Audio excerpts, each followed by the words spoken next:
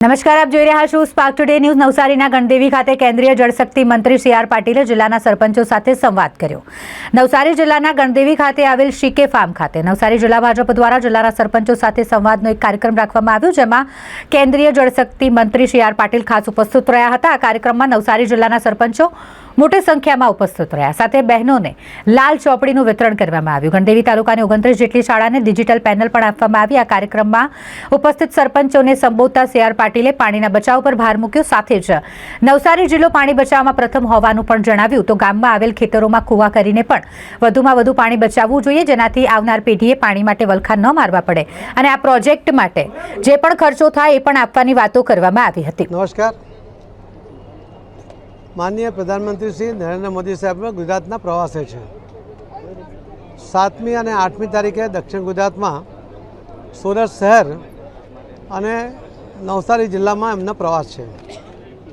દિવ્યાંગ લોકોને એમના ફેમિલી સહિત એમને મફતમાં જે 5 કિલો અનાજ આપવાની યોજના છે, એ યોજનામાં સામેલ કરવા માટે એમણે જે યોજના બનાવી છે એની શરૂઆત એ સુરતથી કરવાના છે। એમાં પણ લગભગ 1 લાખ જેટલા લાભાર્થીઓ એમાં જોડાશે અને નવસારી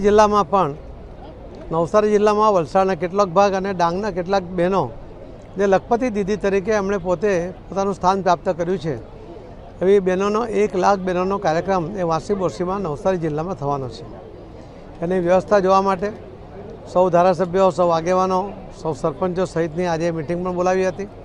સાથે સાથે માનનીય પ્રધાનમંત્રી શ્રી નરેન્દ્ર મોદી સાહેબે જે જળ સંચય જન ભાગીદારીથી જન આંદોલનની વાત કરી છે, કેચ ધ રેનની જે વાત કરી છે, એને અમલમાં મૂકવા માટે આજે પણ આખા દેશમાં નવસારી જિલ્લો પ્રથમ ક્રમે છે અને આવનારા દિવસોમાં હજુ પણ એ ઝડપમાં વધે, એમાં દરેક ખેતરમાં, દરેક ગામમાં આ જળ સંચયની યોજના લાગુ થાય, એને 31 મે સુધીમાં અમે આખો જિલ્લો એમાં આ કામ પૂરું થાય એનો પ્રયત્ન કરીએ છીએ। અમે 6.5 લાખ જેટલા સ્ટ્રક્ચર આખા દેશમાં બનાવ્યા છે અને 10 લાખ સ્ટ્રક્ચર 31 મે સુધીમાં પહેલાં પૂરા કરવા છે। ત્યાર પછી પણ આ યોજના ચાલુ રહેશે, પણ વરસાદ પહેલાં યોજનામાં આટલા લોકોને જોડવાને કારણે ખૂબ મોટું પાણીની બચત એ લોકોને પણ દેખાશે।